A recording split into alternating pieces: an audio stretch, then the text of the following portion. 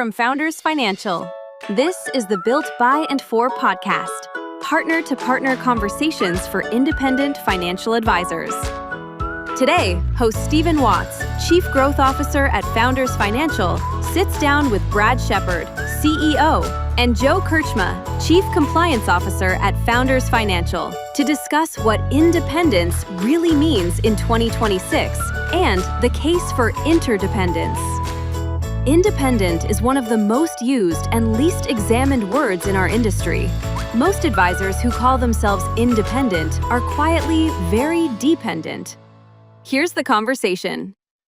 All right, guys, thanks for joining me today. Appreciate you guys taking the time out and having this conversation with us. I'm here with Joe Krcma, our Chief Compliance Officer, and Bradley Shepard, our Chief Executive Officer. So thanks, gentlemen, for joining me. Absolutely, thank you. I think we got a pretty cool conversation today. This idea of independence and the pursuit of independence that financial advisors are taking out there, and does this still mean the same thing today that it meant in the past? And is it changing? Is it evolving? Is it gone? Right. So I want to get into that today, and I think I got the right two guests to help me have that conversation. So let's get into it. Glad to be here. So yeah. So Brad, let's start with you.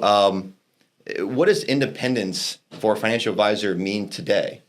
In a couple words. Yeah, I mean, I think you always start with the idea of the spirit of independence. Yeah. And the pursuit and the idea that I'm going to go independent is you could argue it goes all the way back to the founding of our country, right? The spirit of being able to have some degree of your own destiny and control and your own control.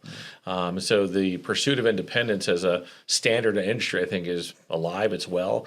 It's well considered, and advisors, in my opinion, are best served in that pursuit because they can now build businesses and enterprises that actually reflect the things that are most important to them. But it now certainly comes with different challenges than it probably did 20, 30 years ago, even 10. Yeah, for sure. Joe? Yeah, I would agree. I think independence is fundamental to being a good advisor. You're not chained or restrained to what is in the client's best interest. You're going to do what's in their best interest universally. So I think that is the biggest draw to independence. Yeah, and we're going to get into a lot of this in more detail, but has the meaning of independence, has it fundamentally shifted over, let's just say, the last decade? Yes, I would say it has. Yeah. Because the industry, the independent advisor industry has shifted. It's kind of barbelled. You have mega independent advisors and you have boutique independent advisors. And I think that's where this industry is going to end up. And so the concept of independent is either you're part of a mega firm that is, you want to be hands off, you want to be kind of, I'll say, left alone and be independent of everything and everyone. Or you're going to be in a boutique firm where you're going to be more joined with that parent company. You're going to be in relationships. You're going to be more known on both sides of it. Yeah, and Steve, my probably different view on this. I actually don't think that independence is the right characterization of the relationship advisors have with their firms. For many in our space, independence, if you're getting to the truth of the matter, they'd be their own broker-dealer, they'd be their own RIA. And the fact that they are connected to a broker-dealer or an RIA firm would make one argue that they're more dependent than they are independent. And so I think it's always been a misnomer. I don't think the independent space has served advisors well because of it, as you know. And so to me, the pursuit of independence so that you can do what you want when you want to do it for the clients that you're blessed to serve is the right mindset. But I think it's the most important it's ever been to find a partner in the pursuit of your independence. And so, at Founders, we believe that's called interdependence, and we just think it's a better way to consider what the true nature of a relationship is ultimately. And so independence in spirit and it sounds great, but for most advisors, they're not. They're connected to the systems, they're connected to the service models, they're connected to the technology that the firms they have, in theory, partnered with are offering. Yeah, there's a misconception, I think, that exists in the world in terms of what is independence actually means. And this independence to me is this aspirational idea. And going back to what you said from our founding days, right? This human evolution itself is this idea of wanting to be independent and strike out on your own, and this mindset, this spirit. But how it works in our industry and how it works in reality, there's maybe a misconception around that definition. So we're going to get into that today. But the way we think about independence, the way advisors think about independence, right, put yourself in their shoe for a second. Do you think is that idea, that concept is under threat? Do you think it's or is it just simply evolving?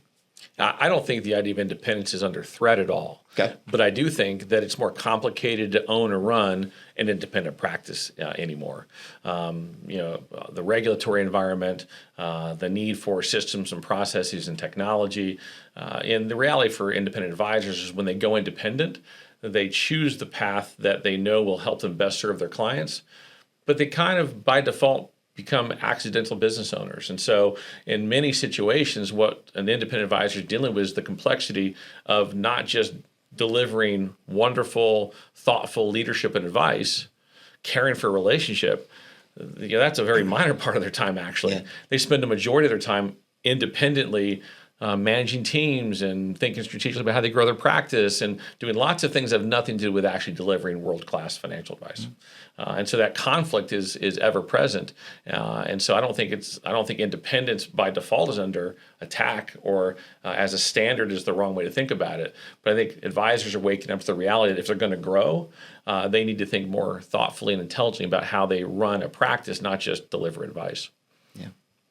Anything you add on that? Yeah, I agree with him. I don't think it's under threat. I think it is evolution. I think as the independent space is becoming more technology driven, there's more opportunities and there's more difficulties that someone that's quote unquote independent has to be prepared to deal with. Yeah, I mean, my perception is kind of looking at things, and I want to get your guys' thoughts on this. Is the role of which I may say it this way: the relationship between firm and advisor, that to me is drastically changing.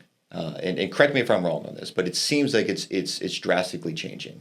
And as firms are becoming bigger and mega firms, and they're gobbling up for scale purposes, right? It seems like the relationship is just it's changing, and it's the idea of independence, especially with a partner. That whole thing is very different than it was 10, 15, 20 years ago, maybe more.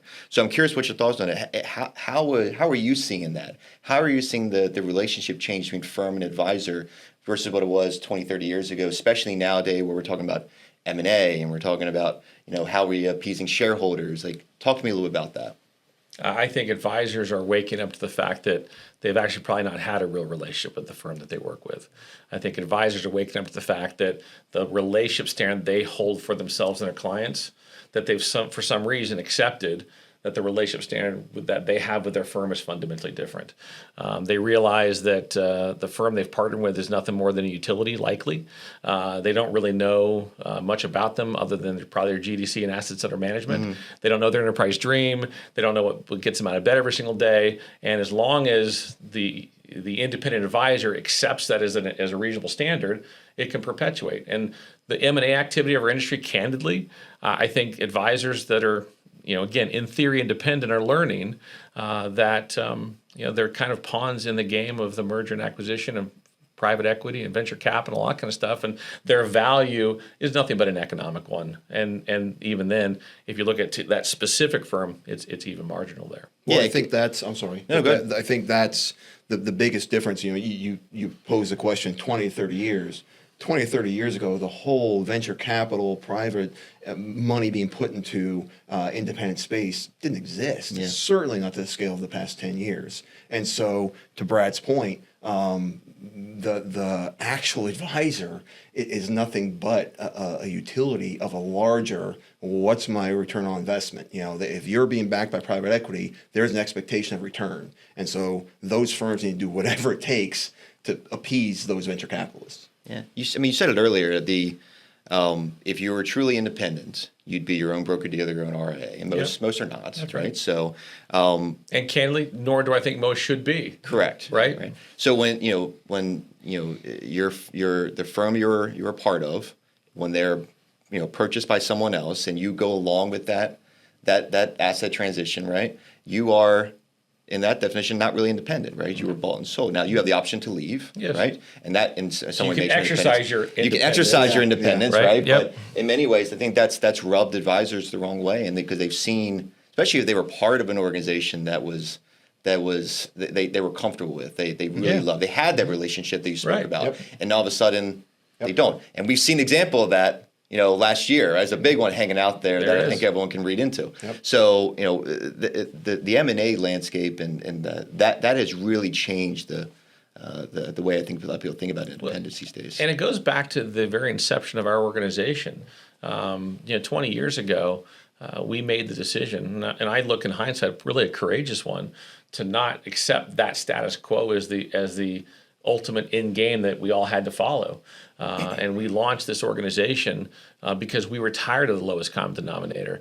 We were tired of the big firms, just being a law of large numbers kind of firm where the people that we're serving don't know you, and so we made the decision to go not roll up but to roll out. And the history says it was the right decision for sure. And the ability we wake up every single day to now go pursue authentic, legitimate, honest relationship, kind of get in the foxhole with each advisor and help them grow businesses of purpose that reflect their heart and their character, that reflect who they are and what's most important to them. I mean, that's what we fight for every single day. I don't understand. And maybe it's my small mind, but I don't understand why advisors have accepted that garnering no attention is an acceptable standard. And the reality is in the big firms, unless you are a certain level of 7-figure and higher GDC, you just don't garner attention. As long as you fit into the service model that they've built for you. I'm going to tee you up here because I've heard you say this before. I mean, why would you accept a relationship from your firm that that's different from the one you give to your clients, right? That's exactly right. Yeah, it's an interesting question, and I've been asking the question of advisors for 20 years, and to this day, no one's actually given me a good answer because they've never really thought about it. Yeah, they all go, wow, yeah, I've never really thought about that. Maybe I should think about that. We accepted the world we live in, and it's maybe tough to challenge it, right? That's but right. When advisors do challenge it, right, and they can get that. They get comfortable. They get comfortable. Change is hard, or at least it could be perceived as hard. They kind of accept the status quo, and the grass is always green on the other side of the fence, but everyone's got their warts, and they don't pursue it because it takes work. Yeah. So, I was going to say, and that's not to say that these firms aren't delivering a valuable and good service. And for many advisors, maybe that's going to be good enough for them. That's the right level of independence for them. Yeah. Maybe I think that's well said, the right level. I just have to believe that there's a lot of people that are in this business because the quality of relationship, the quality of an experience is so important, and to have a partner is differentiating. Yes, that's a good segue, because if you're independent, but you're not going to be your own RA, you're not going to be your own BD, right? Is independence now more about choosing the right partner to pursue this path with, or rather than trying to go it alone? Yeah, I think it actually always has been, but I think that decision is more stark than it's ever been. Agreed. Because the motivations are now different. Yep. I think when you look at the landscape 20, 15, 10 years ago even, and the broadening of choice, size of firms, delivery of services and value prop, technology, all the things that an independent financial advisor wants and needs to grow, as I like to call it, a servant-rich, purpose-led financial planning enterprise, right? It's more than just, selling agreements and custody. It's so much more than that. And as we look at that, how it's morphed over time, I think the choice is as important as it's ever been, because 10, 15, 20 years, there was lots of excellent choices. There's a lot less choice today. And so I think advisors have to make the decision, are they willing to accept what is now I would say, status quo that for me personally wouldn't be acceptable if I was an independent advisor, or do I actually want to, be courageous as kind of be willing to embrace change, Joe, as you were just talking about, and go pursue what actually aligns not just what I need for my practice, but who I am, what's important to me, and having a real partner to go help me grow. Well, on that same note, 10, 15 years ago, not only has the industry changed with what's available and mergers and acquisitions, things of that nature, but technology has changed. So for a boutique firm, you're on a much more level playing field than one of these mega firms due to technology. That technology has leveled that. It's a commodity just like any other commodity. And what's offered at a boutique is not going to be that different than what's offered at a mega firm from that technology basis. We've seen this M&A trend, be rampant over the last couple of years, right? And I think there's a lot of people who would say that it's not going to necessarily stop anytime soon. It may dip off a little bit, but generally it's been a pretty big practice. Do you think that's hurting advisors right now? Do you think there's a lot of advisors that are negatively impacted by this, or is it this industry consolidation, better, in the long run? Yeah, I don't think it's hurting advisors. I think it's stunting advisors, if that makes sense. And there's a difference. Hurting would imply that they're worse off for it. I don't think they're worse off for it. I just think they, as a result, don't have the same opportunity to go achieve something better, greater, more impactful. And so it's a standard of acceptance of in the pursuit of excellence conversation. It's the standard quo conversation, status quo conversation. So I don't think they're worse off. I just think that it becomes easier in this environment to become more complacent, less growth minded, less impact minded. And the beauty of what we get to do every single day in this industry is we get to go impact lives. And so if I'm constantly having to reassess my world because the things I have no control over keep changing, maybe that means they are stunted a little bit. But yeah, I agree. I don't think it's hurting them. I think it's disenfranchising them. I think it's disappointing them. We speak to members that they left the industry because what they thought they were going to be delivered and what they thought they were becoming a partner to wasn't. And they got disenfranchised with the whole industry. Through one means or another, they come back to a firm like Founders, and they say, wow, okay, that is what I thought I was getting. So yeah, I agree with, but I don't think it was hurting them, but I think it certainly is disappointing a lot, what they thought they were getting and what they get. And I say that because I think, to me, hurting means you're worse off. Yeah. I don't think they're worse off. I just think things aren't as good as they could be, and they accept that. Yeah, maybe there's like one step where if you're part of a firm and you've got that voice in the firm and you've got that seat at the table and you've got a great relationship with the executive team and you feel like you've got some place in the firm you're with, and all of a sudden that firm is bought up by the largest in the industry, and all of a sudden you're way back the line, right? Yeah. You're just way back there and you lose all that.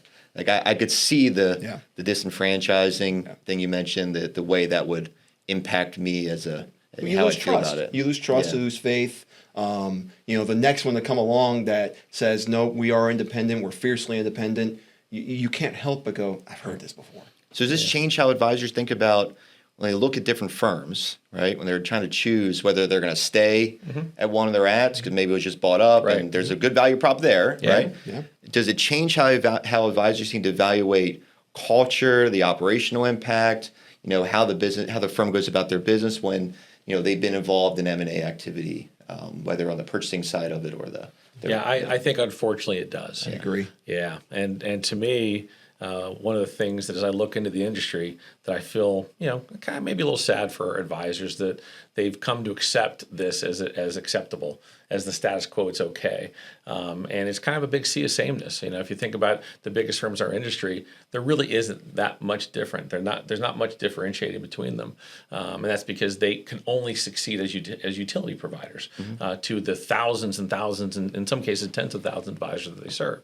And so, I think ultimately, advisors have, programmed probably too strong a word, but accepted that there isn't as much choice, and so I'm not going to go fight for it as I once would have. But I think Joe made a really good point earlier. I think the outcome of all of this is you're going to have two distinctly different choices in our industry.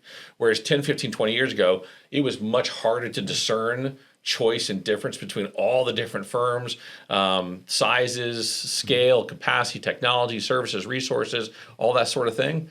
I think in the next 10 to 15 years, it's going to be very easy to distinguish between a group of large utility providing organizations that, they're good businesses, but fundamentally independence means alone, and firms like Founders that are going to be, thriving because the things that would have made it more challenging for a smaller firm to deal with have been flattened and levelized because of technology, AI, a whole bunch of different things.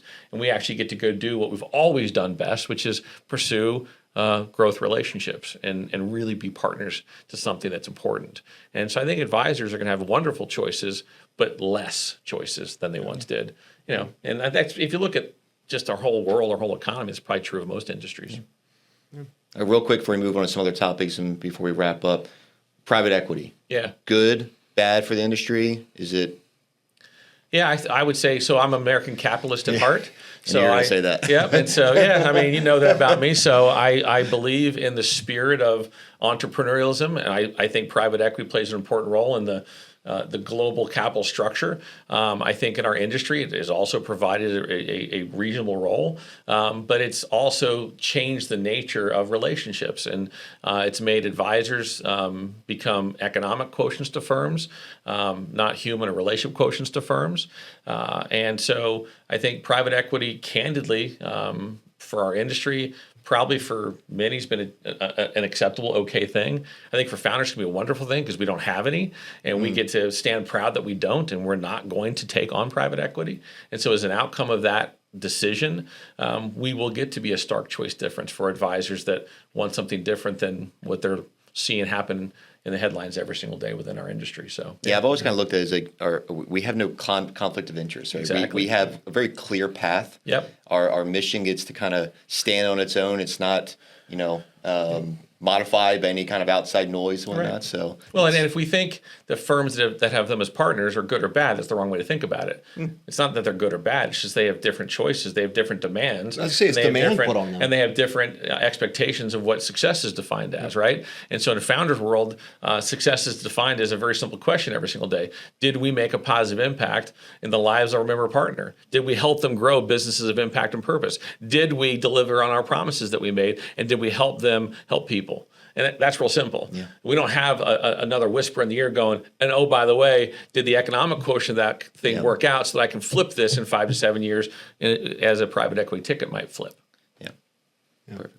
I'll go back to something you were kind of touching on a little bit earlier and give it a chance to kind of give it a full explanation, because I think I got the right two people here for this.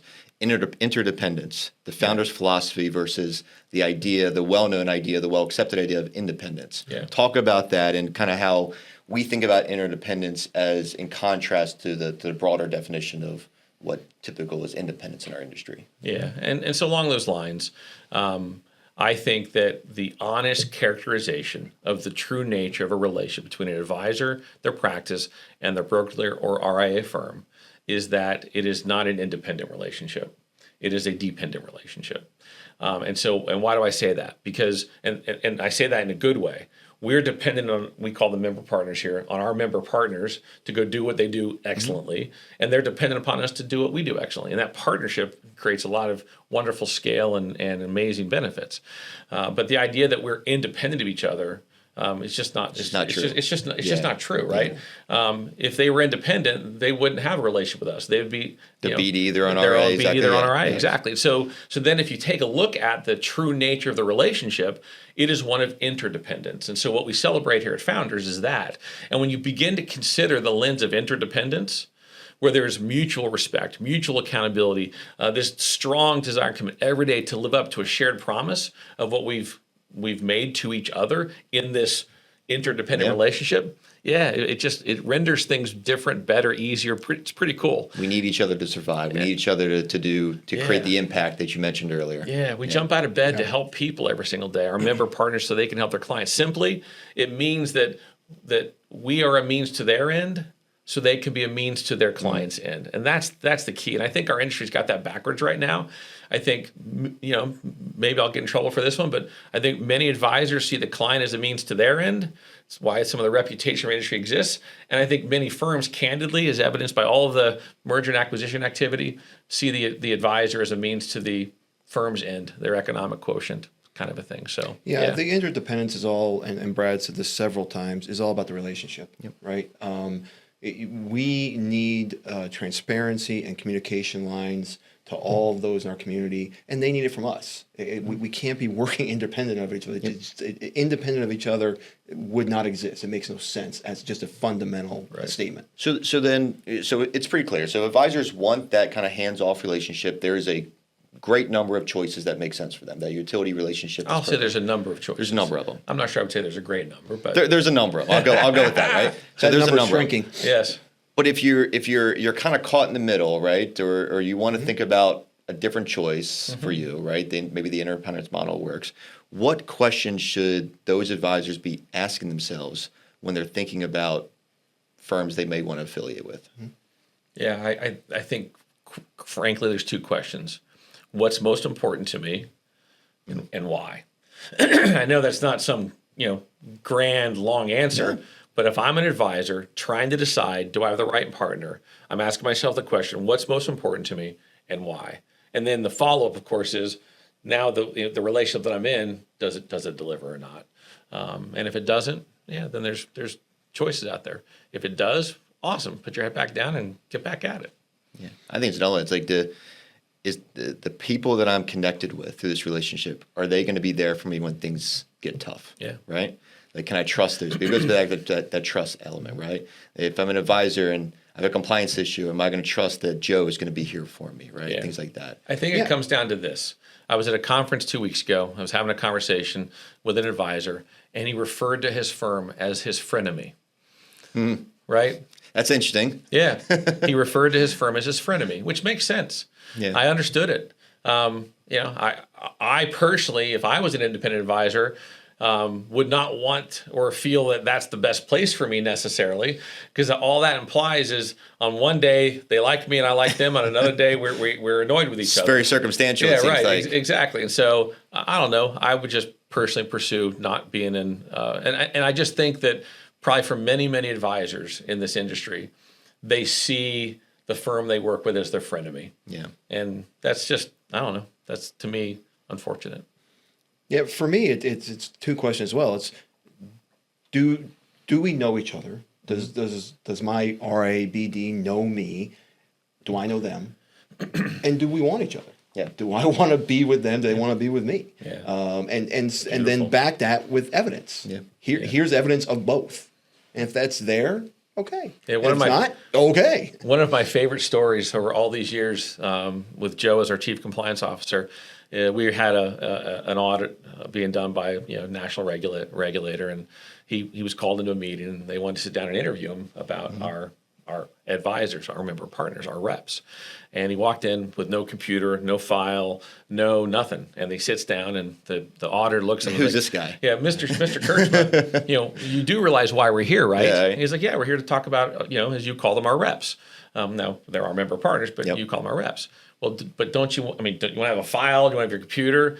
And he's like, no, I'm good. Thank you very much. He's like, okay. And he asks, well, tell me about, and I won't say the person's such name. person, yeah. Yeah. Yep. And Joe just beautifully this person this is where they are. This is their business. This is their wife. This is what they drive. This is they like to fly. I mean, like, he knows them. And I'm pretty confident that the chief compliance officer of the mega firms of industry, one, wouldn't know, and two, frankly, probably don't care. And I think that's the bottom line. And so independence, this whole nature of this conversation is, why are you choosing independence, right? And you're choosing independence because you want your spirit filled with the ability to pursue your own matters of importance, your destiny, the things that are most important to you. But at the end of the day, the choice is more stark than it's ever been. Don't want to choose that with an organization that will never know me, can't know me. It's impossible. The cards, there's just no possible way, unless I'm probably like that level of a producer and join whatever president's club or advisory council or some special thing I've been invited to. But for most advisors in our industry that are in the towns across this country doing great work to help people achieve their goals and dreams and put their kids in college and retire and protect their families, all that kind of stuff. Yeah, I don't know. I think that the choice is as good and stark as it's ever been. Yeah, well said. A couple rapid fire questions before we wrap up here. If you're at an existing firm and maybe you're feeling some turbulent waters there, right, whatever those might be, are there any warning signs that advisors should be thinking about? That maybe independence is eroding, the nature of that relationship is eroding a little bit? Like, what should they be on the lookout for, where maybe they want to start to explore and see what else might be out there? Yeah, for me, again, I go back to relationship. Has the relationship changed? If you're at what was once a mid-sized, not a mega, but not a boutique firm, and you used to know the chief compliance officer on a first name, you used to call in and get a person when you called in for help on something. And recently, you're not finding that as much. The waters are changing underneath you, and you need to be grabbing those signals. Yeah, I think that unfortunately advisors have just accepted it. I think they get signals every single day. They're in business with frenemies, and so I think that the question is the more I think effective question is, at what point is it not tolerable to you anymore? Yeah, that's a good point. And so I think the reality is no firm's perfect. None, including us. It's do you trust the people you're hearing things from? Do you have to go back over and over and get things done? Do you have to? So I actually believe that for most advisors that are inside of the big utility firms or industry, they experience this stuff on a daily basis, and they just accept it as what's standard. Yeah, and that's unfortunate to me. Question is, when do you stop accepting it? That's the more important question. And unfortunately, it's usually a big moment, some big customer complaint, some big regulatory event where the signals have been there all along that these guys are not going to get your back. Now it's too late. Now you're going, man, now I got a real issue. Now it's a problem. Yeah. Right. Yeah. That's a good point. Yeah. 5-10 years from now, because this whole thing is about the idea of independence. Is it going away? Is it eroding? Right? Is it changing? 5 to 10 years from now, in your opinion, what does independence for advisors look like? It continues on the track it is. It's going to be a handful, and I do think a handful, much like the wirehouses, of mega independence, and then there's going to be boutique and you're gonna choose as an advisor. I'm fine being, calling into some center and giving them my rep number, and that's how they know me, and I get what I get from this utility, or do I want a relationship at a much deeper level that's unique? And I mean, everyone's going to be different. As Brad said, the chasm's getting wider. Yeah, right. There isn't going to be that middle ground. Choices are getting more stark. Yeah, I think independence in 5 to 10 years doesn't look that much different than it does today. I think the bigger question is, given the evolving landscape of technology and other things that we're not here. That'll be for another conversation. I realize. Yeah. But I think operationally. Advisors have an opportunity to become the best they've ever been at the systems, process, workflows, and things of their businesses, so they can actually go do more work that they love, which is growing and enhancing relationships. And so what will be interesting to see as this technology develops is how do firms allow, not allow, mandate, don't mandate, what kind of ecosystems do they let advisors adopt, not adopt, those kinds of things. So I think independence, given the evolving technology footprint, will feel less independent. But the spirit of independence, I think, is what I'm saying, will still be there in 5 or 10 years, and advisors still have choices to make, based on what's most important to them and what they want for their practice, their clients, their businesses. But I do think that the nature of what's happening, we're seeing the mass wirehousization of our industry, and so I think ultimately advisors will feel less independent because forces that dictate scale, autonomy, efficiency at these big firms, they'll feel less freedom than they once did. And that goes back to Brad's earlier points of trust, right? I agree. It's going to have to happen. Just cybersecurity is a good example of that. Yeah, great one. Now, do you trust the person you're partnering with? Are they really looking out for me, or they're looking for the bottom line? And so that's going to be a real key factor. Yeah. Real quick, you guys made me think of something as you were talking there. Can small still succeed? Like, is small still going to be around in 10 years? Yeah, I mean, my unequivocal answer to that is definitively yes. And candidly, I think we're entering an era where the things that maybe big had advantage over small back in the day, those barriers are gone fundamentally.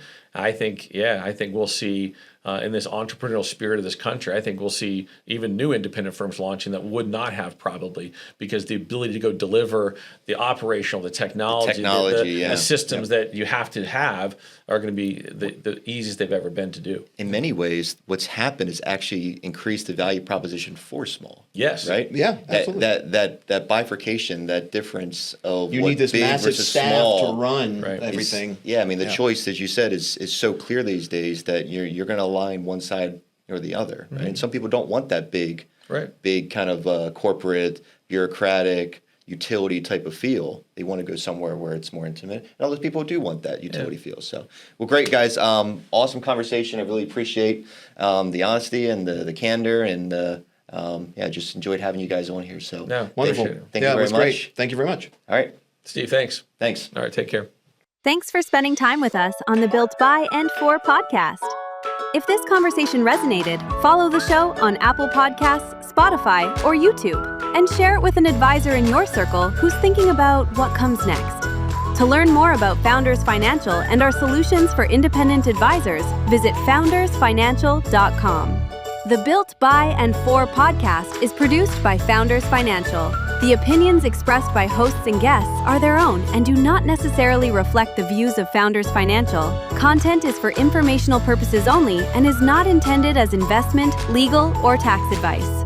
Securities offered through Founders Financial Securities, LLC, member FINRA and SIPC, registered investment advisor. Copyright Founders Financial, all rights reserved.